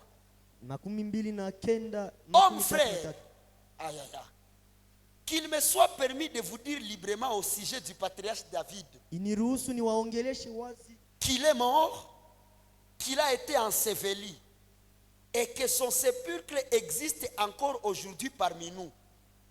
Comme il était prophète, comme il était, vous comprenez maintenant pourquoi je vous dis que la Bible a dit il n'était jamais allé au ciel, mais quand même il avait dit ce qui était au ciel, parce qu'il était prophète. Comme il était prophète et qu'il savait que Dieu lui avait promis avec serment de faire asseoir un de ses descendants sur son trône, c'est la résurrection du Christ qu'il a prévu et a annoncé. Donc quand Dieu a dit à David, wakati Mungu aliambia Daudi, quelqu'un s'asseyera sur ton trône, mtu ataikala ku kiti yako, il ne parlait pas de Salomon. alikuwa anaongea juu ya Sulemani. Il parlait de Jésus qui sera ressuscité Alikuwa anaongea juu ya Kristo ambaye et qui atafufuka, régnera à la place. ambaye atatawala kuna C'est nafasi. pourquoi on l'appelait Jésus-Christ fils de David. Ndio maana walikuwa muita Yesu Kristo mwana wa Parce qu'il Daudi, va régner sur le trône de kwa sababu David. atatawala juu ya kiti cha Daudi. La parole continue en disant ceci. Neno inaendelea nasema hivi. Verset 31. C'est de la résurrection du Christ qu'il a prévu et annoncé en disant qu'il ne serait pas abandonné. Qu'il ne serait pas abandonné dans le séjour des morts. Dieu a dit à David, je ne t'abandonnerai pas dans le séjour des morts. Mungu aliambia Daudi, sitakuacha katika mauti. Mais la Bible dit, Lakini ce n'est pas à David qu'on le disait. haiko kwa Daudi ndio walikuwa On nasema. le disait au descendant qui viendra de David Walikuwa wanaongea juu ya kizazi takia kwa Daudi que Dieu ressuscitera. kama Mungu Comment? atafufua. On a dit, Walisema, je ne te laisserai pas dans le séjour de mort et que sa chair ne verrait pas la corruption. Verset 32 le dit.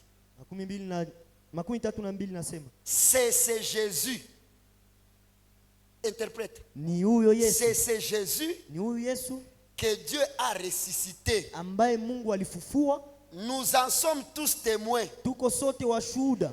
Élevé à la droite de Dieu, Anayenuka kwenye kuume ya Mungu il a reçu du Père le Saint-Esprit. alipokea kwa Baba Roho Mtakatifu. Qui a reçu du Père le Saint-Esprit? Nani alipokea kwa Baba Roho Mtakatifu? Est-ce que Jésus-Christ est le Saint-Esprit? Yesu Kristo ni Roho Non, non, Mtakatifu. non, non, non. Jésus n'est pas le Saint-Esprit. Yesu Kristo haiko Roho C'est pourquoi il Mtakatifu. a dit, Ndio maana alisema il vous est avantagé inakuwa ya muhimu que kwenu je m'en aille niende pour que vous receviez ili kwamba mpokee un mwengine autre consolateur. mwengine mfariji. Qui dit Amen avec moi? Na nasema amina pamoja nami. Il dit que vous receviez Ili kwamba mpokee un autre consolateur. mwengine msaidizi. Jésus-Christ avait reçu le Saint-Esprit du Père Yesu Kristo alipokea Roho Mtakatifu kwa Baba qui avait été promis. ambaye aliahidiwa. Quand Jésus a reçu cet esprit, Wakati Yesu alipokea qu'est-ce hilo, qu'il a fait? alifanya nini? Virgule.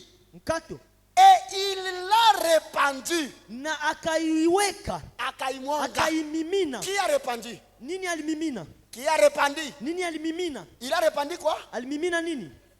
Il l'a répandu Akamimina comme vous le voyez et vous l'entendez. kisi mnavyoiona na kisi C'est là qu'il a dit, mnavyosikia. Ndipo pale atasema attendez ici, mchunge hapa, vous recevrez mtapokea le Saint-Esprit. Roho Mtakatifu. Maintenant la question, Swali, Jésus-Christ, Yesu Kristo tu l'as reçu du Père. ulipokea kwa Baba, Nous aussi, na sisi nous le recevrons. tutaipokea De qui? kwa nani?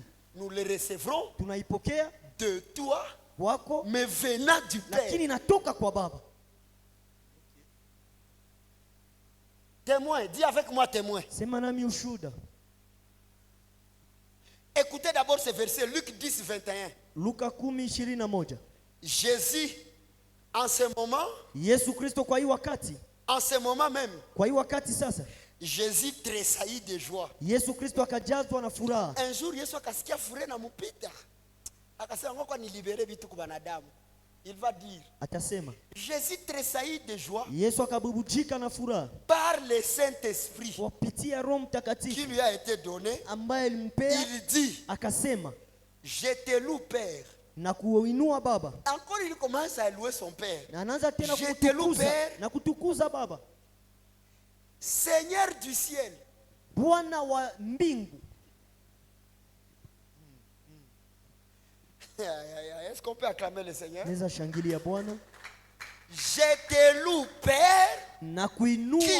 Baba, Seigneur Bwana du ciel et de la wa terre, mbingu na nchi, de ce que tu as cassé ces choses aux sages kwa sababu ulificha hivi vitu kwa wenye hekima et aux intelligents, na wenye akili, et de ce que tu les as révélés aux enfants. na ukaifunua kwa wachanga. Oui, Père, Ndio Baba, je te loue na kuinua de ce que tu l'as voulu ainsi. kwa sababu ulitaka hivyo.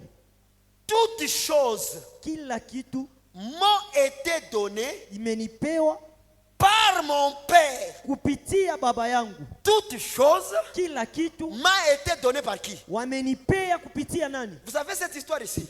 Unajua historia hapa? C'est le jour où les apôtres sont partis aussi, ils ont chassé les démons, Ni siku ils ont yenyewe fait des mitume miracles. walienda nao Et wakatoa ils sont mapepo venus très contents. na Jésus a dit, wakarudia wakifurahi. ne soyez pas contents parce que vous avez fait ces choses, Hawakufurahi kwa sababu walifanya mais vitu. soyez contents parce que votre nom est dans le ciel. Mfurahi kwa sababu jina lenu imeandikwa. Vous l'avez fait Mliifanya parce que mienjo nilibatuma. Et nami nilibatuma parce que l'esprit de Dieu était sur moi. kwa sababu Roho wa Bwana alikuwa juu yangu Et Dieu m'a donné toutes choses. na Mungu alinipatia kila Ça kitu. veut dire si nous faisons toutes ces choses, Tukifanya kila kitu c'est parce que nous avons le ni kwa Saint-Esprit. sababu tuko na Roho Il dit Mtakatifu. ceci, Anasema hivi, toutes choses m'ont été données par mon Père. kila kitu kilinipewa na baba yangu. J'aime ces parties. Napenda hii nafasi. Et personne ne connaît qui est le Fils Na hakuna anayejua ni nani ambaye ni mwana si ce n'est pas le Père. kama haiko baba. Donc c'est seulement le Père qui connaît. Ni kusema baba Le fils. tu anajua mwana. C'est pourquoi maintenant Jésus avait dit à Pierre, Ndio maana Yesu akaambia Petro, c'est mon Père qui t'a dit. ni baba yangu ndio alikwambia. Parce que c'est seul le Père Ni kwa sababu ni baba qui tu connaît ambaye anajua le Fils. mwana. Mais tu cambias Petro. C'est Père-là qui t'avait dit ça. Ule baba ambaye alikwambia, Comment il avait entendu? namna gani alisikia? Il ne saura pas. Hata jua. Le seul qui peut nous dire qui est le Père, Mmoja ambaye anapaswa kujua kama ni baba. la Bible dit, Biblia inasema ni hata qui est le Père ambaye ni baba si ce n'est kama le Fils haiko mwana Et celui à qui le Fils veut le révéler. ambaye mwana amemfunulia. Ça veut dire le Père peut être là, mais ce n'est pas tout le monde qui le connaît.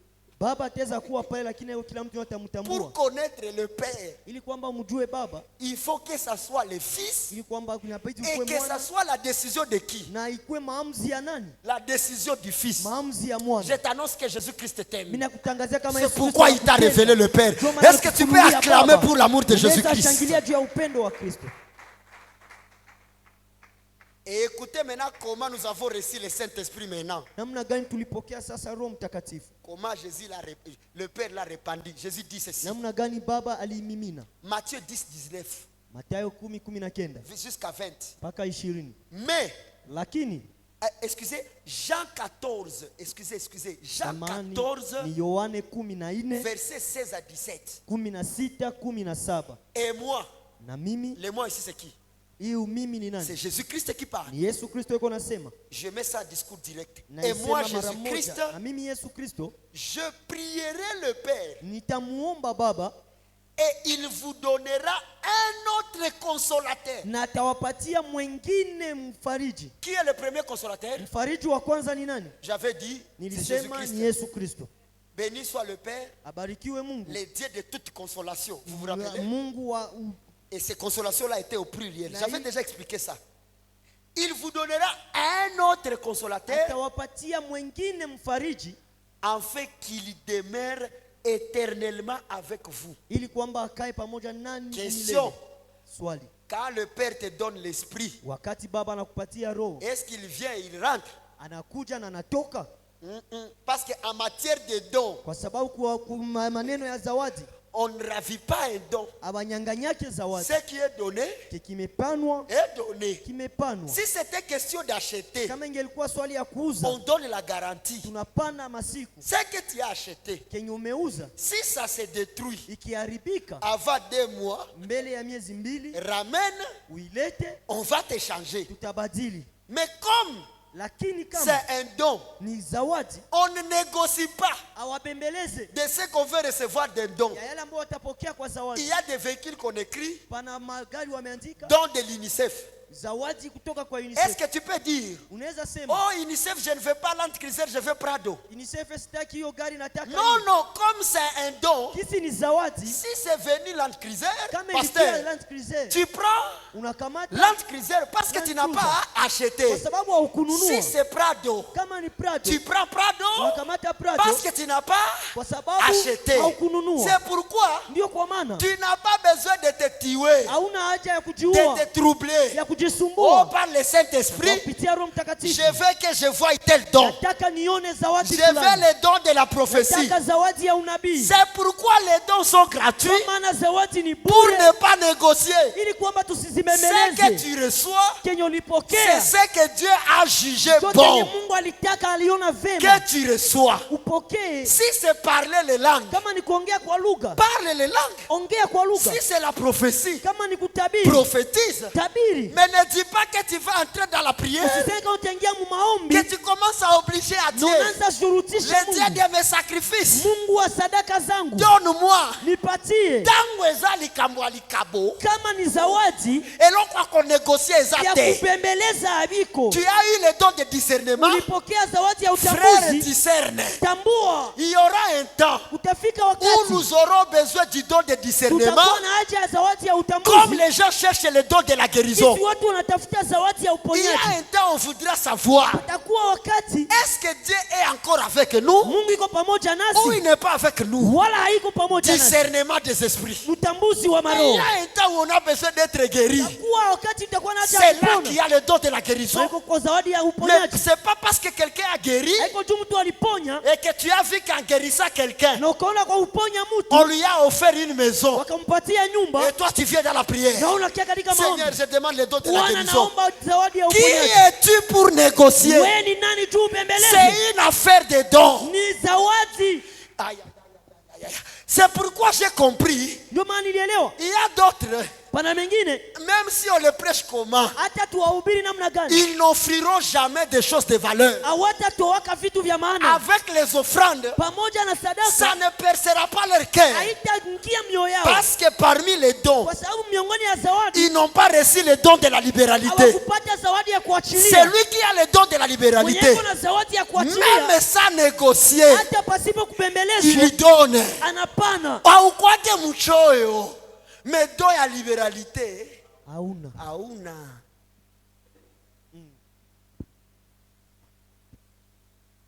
Shalom église. Shalom. Un jour cet enseignement sera cherché par le monde. Hii mafundisho siku moja itatafutwa na dunia.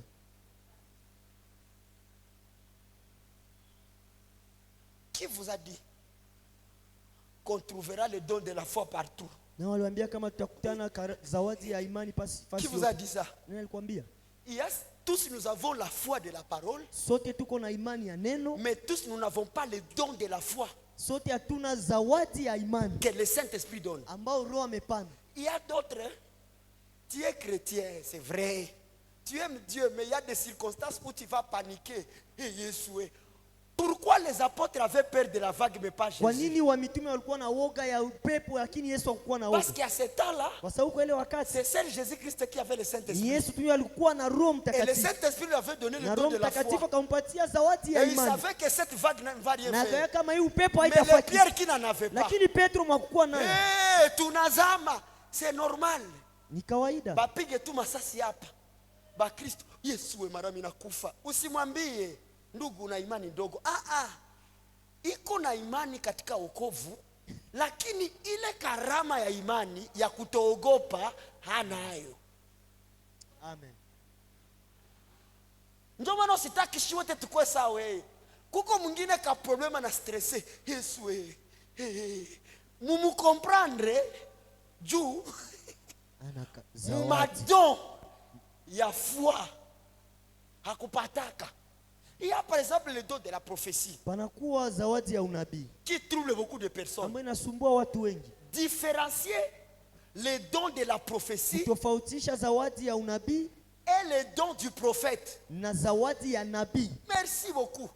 Le don du prophète, Zawadi ya nabii c'est un ministère. ni huduma Et il est prophète de la parole. na ni nabii wa neno. Hapana vile vya jina yako wenjo nani nini, c'est bon. Ça, Ni vizuri, parole de connaissance, on peut faire ça. Ça ne fait pas de toi le prophète. haijakufanya ukuwe nabii. Le prophète, Nabii c'est quelqu'un qui interprète les écritures selon les signes du présent. ni mwenye anaongea maandiko kulingana na Il alama za est sasa. prophète, ministre de la parole. Ni roi wa mtuma ya neno. Mais le don de la prophétie, Lakini zawadi ya unabii ça nous aide dans la vie quotidienne. inatusaidia kwa maisha ya kawaida. Dieu l'utilise quand il veut nous parler. Mungu anatumia wakati Quand il anataka veut nous kutuongelesha, orienter. wakati anataka kutuzungumzia. Haiko juu uko na karama ya prophétie njoo unageuka prophète. Mais kama uko na ministère ya prophète unageuka prophète. Parce que le prophète enseigne, mais le don de la prophétie révèle. Maana nabii anafunza, lakini zawadi ya unabii inafunua. Yesu wangu. Manake hii wanangu baba, unaona maboro yote ile ni madon ya prophétie. Mais haiko juu unapiga wanangu baba ndio unafungula kanisa. Le kanisa est assis sur la parole. Kanisa Il y a inakaa le juu ya ministre de neno. la parole dans l'église. Pana walimu wa neno ndani ya kanisa, Et c'est là que quelqu'un va dire, na pale watu shi watasema, hapa tupende vya maneno. Shi hapa ambia karibu yako ni unabii na ile unabii ni jutu miguu yetu sikwale mu probleme. Mais force ya kanisa ni nini? C'est la parole. Est-ce qu'on peut avancer? Neza endelea. C'est là que la Bible dit. Ndio pale Biblia inasema, Jean 14, 16. Et moi je prierai le Père. na mimi ndaomba Baba Et il vous donnera un autre na consolateur. atawapatia mfariji Afin qu'il mwingine, demeure éternellement avec vous. ili kwamba akae nanyi Frère. milele. Quand tu as reçu le Saint-Esprit, Wakati ulipokea Roho Mtakatifu, il peut être attristé en toi quand tu as fait des erreurs, mais il anaweza ne peut pas partir. huzunika wakati unafanya Jamais. makosa, lakini hawezi kuenda. unaweza patia mtu dog shoke mnyanganya. Maana vinakuwa hivi, ndabisema mkiswahili. Si unaona vyenye uliuza. Bikitoka fo. Unaweza kia reklame. Na wewe bakikupa don, mwenye alikupa hayo haizi tena kuwa idaka. Ndio mnasema kwamba akipana hageuke. Ndio mtakutana mtu ashakuwa gangi, ashakuwa voyou, haingie mkanisa. Mais iko na karama ya Roho Mtakatifu. Mais ces dons-là, maintenant, comme il n'est pas exercé à la prière et à la parole, gisi ajizoeze kwa neno na maombi, ces dons-là va faire quoi? Inenda nafanya nini? Ça va commencer. Inenda na shuka. Inaanza shuka, mais iko tu ndani yake. Ndio maana Paulo akaambia Timotheo kupitia maombi chochea zile nini. Vous comprenez? Ça demande que quand tu pries pour que zikue, c'est pourquoi quand nous prions, wakati tunaomba, des fois tuombe Dieu kudéranger Mungu. Des fois tunaomba Dieu mabor. Zilamu. Zibakie tu fresh. Faut graisser la machine. Inabidi kutia mafuta ndani ya chombo. Mwe kila saa viato, kila saa mapapa, kila saa vijumbu. Bwana nipe mafrite. Nous nous demandons les dons parfaits. Tunaomba zawadi kamilifu. Est-ce que tu es avec moi pour dire amen? Uko pamoja nami useme amina. La Bible dit, Biblia inasema, il demeurera éternellement avec vous. Atadumu pamoja nanyi umilele. L'esprit de vérité, Roho wa kweli, qui le monde ne peut recevoir. ambao dunia haiwezi kupokea. Tu es quelqu'un du monde.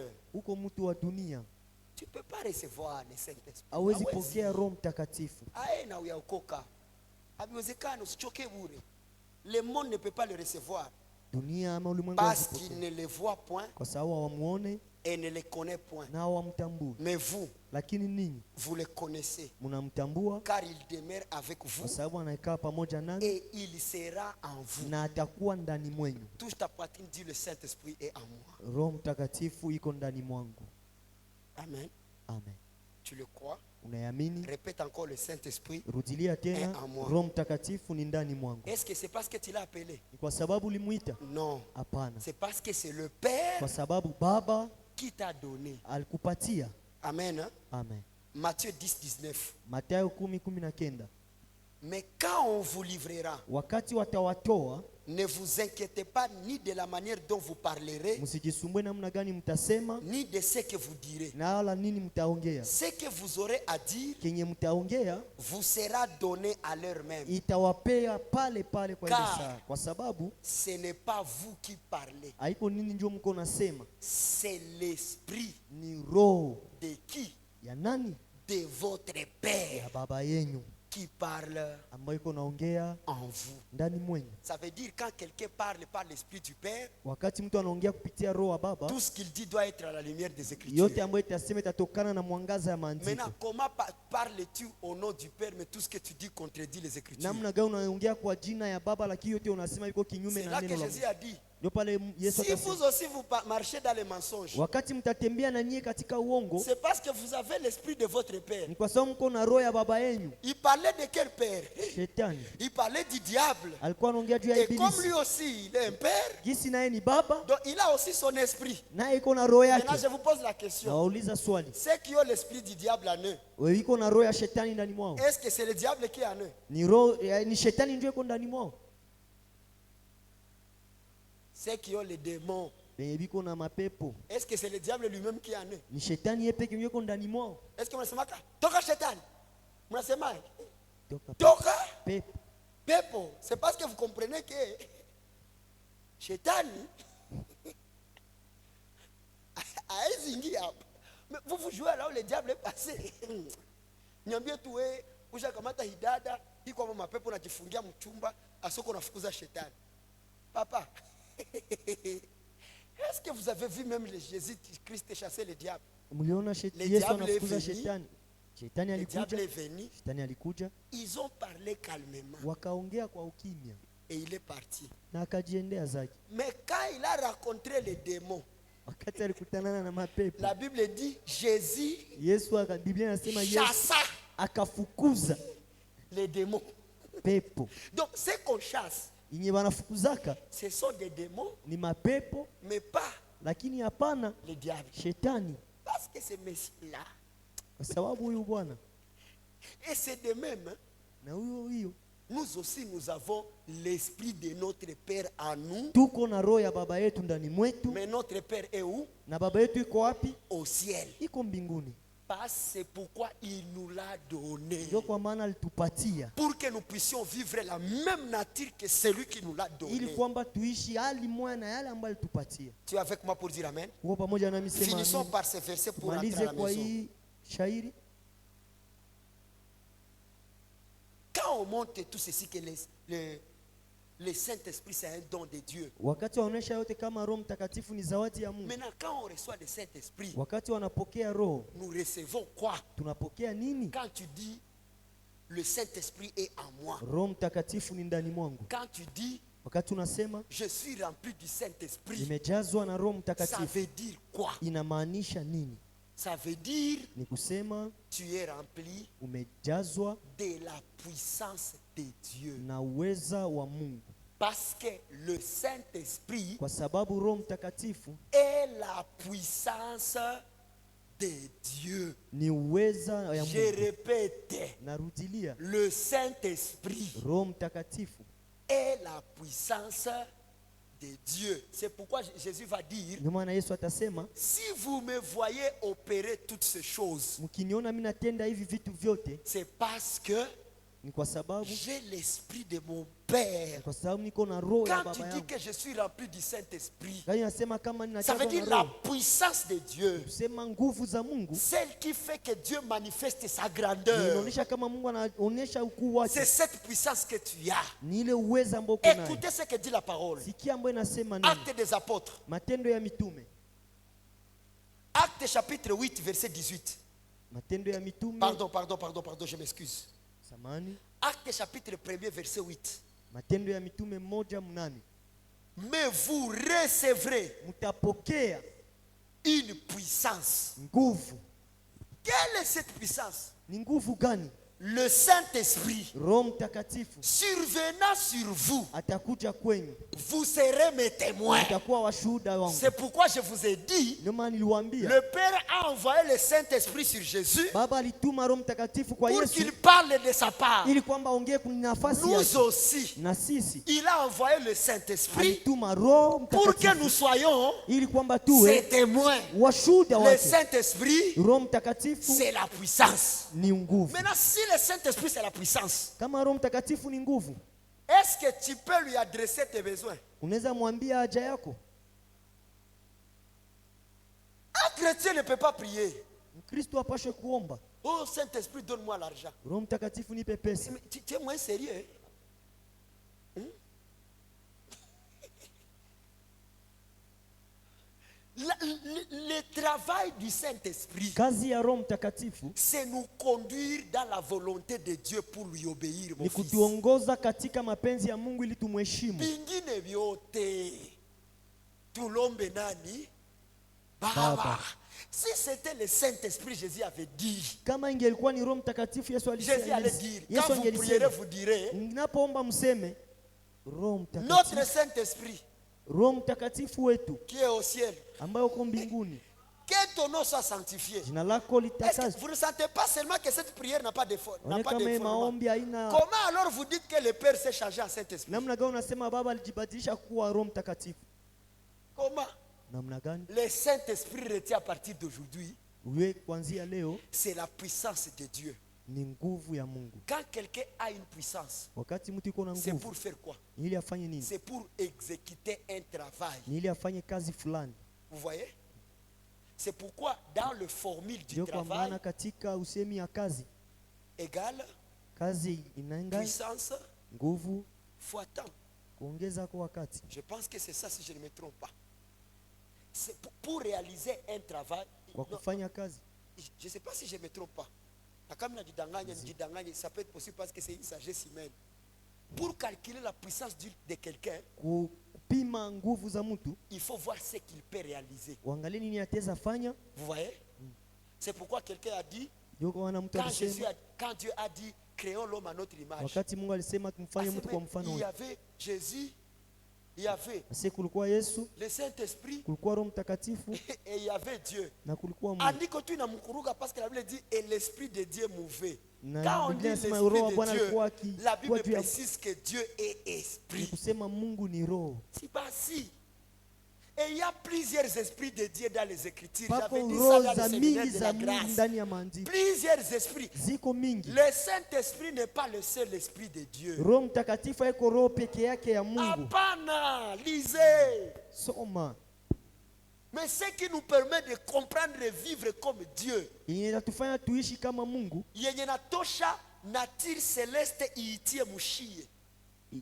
Tous ceux qui sont sur la terre sont charnels, yote n'est-ce ambayo pas? iko duniani ni ya mwili. Et tous ceux qui sont au ciel sont célestes. Na ibiko C'est ça que mbinguni dit ya les Écritures. mbingu. Ce qui vient du ciel est Vya vinatoka juu céleste, ni vya juu et mbinguni. ce qui vient de la terre Vya est vinatoka kudunia terrestre. ni vya Mais chini kudunia. étant devenus des passagers, des pèlerins, Kisi tuko wapita njia quittant la nature terrestre kutoka katika hali ya kimutu vers la nature céleste, kwa kuendea hali ya Dieu mbingu. a envoyé son esprit Mungu alituma roho yake pour que ça nous permette de vivre cette nature ili céleste. kwamba turuhusu tuishi ile hali ya mbinguni. C'est pourquoi Galate dit Ndio maana Wagalatia anasema marchez selon l'esprit mutembee katika roho et vous n'accomplirez pas na les mutazitimiza désirs de la chair. tamaa za mwili. Question: Swali, comment marcher selon l'esprit? namna gani kutembea Est-ce katika roho? que esprit takubana mgulu ianze kubeba hivi? Saint esprit niongoze. Est-ce que vile ninatongozaka? La Bible dit il nous conduira dans toute la vérité. Atatuongoza katika kweli yote. Pour marcher selon Kwa l'esprit, kutembea katika roho il faut voir ce que le Saint-Esprit a confirmé sur un enseignement. inabidi tuone kenye Roho Mtakatifu alihakikisha kwa mafundisho Ce fulani. qu'il a confirmé que Jésus a dit. Kenye alihakikisha kama Yesu Quand Kristo tu alisema, le fais, wakati unaifanya tu marches selon unatembea kulingana l'esprit. na roho. Et tu vas voir quelqu'un. Utaona mtu Miss kwa agité. Ninatembea katika roho. Uko unatembea njoo pole pole. Hako njoo kutembea katika roho ile. So naambia mtu tuombe katika roho. Njoo anaomba kifua afunge macho na njoo luge na pasuka. Kaza macho. Frère, ndugu, Mungu awabariki, on acclame le Seigneur. Quelqu'un a suivi l'enseignement? Wangapi wamebarikiwa leo? Kutembea katika roho, kutembea katika roho ni kusema roho wa Bwana anashuhudia. Ukiona mwenzako katika madhaifu msaidie. Mtu iko uchi unampatia vazi. Yesu alisemaka na Roho Mtakatifu akatufundisha kutoa. Ukisha tu bariki mtu vile, pale pale unatembea katika roho. Juu tulielewaka mafundisho mubaya, njoo uko nakutana mtu anaweza tabiri Lota kosa le dede me kesho ya pale anapana sumu. Na sasa pana sumu, hamtakuwa na uwezo wa kumshakia paske mnonaka iko na tatalika kwa jina la roho. Sinjo pale Paulo akakutana na mwanamke mweko na tabiri. Huyu ni mtumishi wa Mungu, mumusikilizeni. Hakamwinua. Leo hii ule mama alipashwa geuka intercession deja kanisa beba. Wewe unajua utukufu wa Mungu. Kumbishi pepo mzima njoo iko na msema amu. C'est là qu'il faut maintenant le don de discernement des esprits. Pourquoi? Kwa nini? Parce que la Bible dit Biblia il y inasema a déjà plusieurs antéchrists. panakuwa wapinga Kristo wengi. Ils parleront comme Christ. Watasema kama Kristo.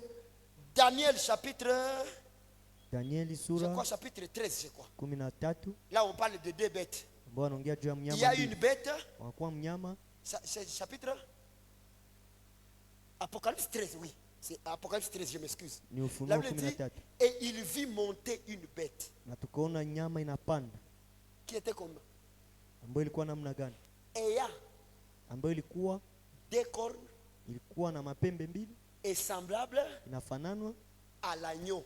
na mwana kondoo, Mais il parlait lakini alikuwa anaongea comme un dragon. kama vile Ngozi joka. yake ni ya kondoo, mais masemi yake Qui sont ces antéchrists là? Ni wapinga Kristo gani? Akikuya man of God anafanana kabisa mtu wa Mungu. Unaona huyu iko na kanisa, huyu iko na watoto ya imani, huyu ashabarikiwa, iko na vyote.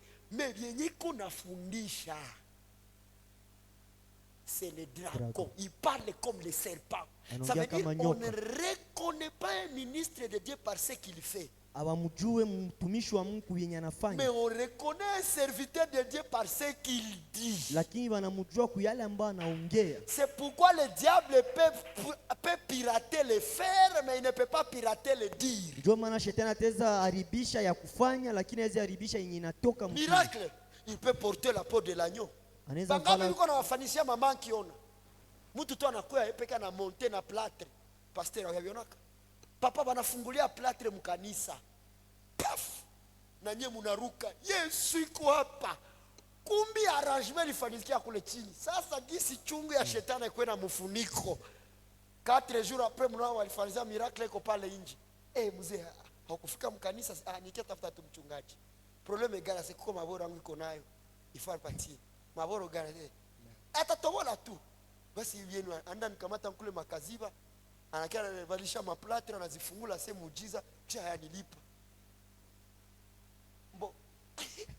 Imagine kwanza apare ile mshirika wako mwenye anaiwako unapigele makopi. Unamtuma mwele makopi ya kutafuta mabunabii. Mwele mamontage. Siku gani batahubiri muujiza wa kweli yamini. Ça veut dire les premiers incrédules wasioamini wa kwanza.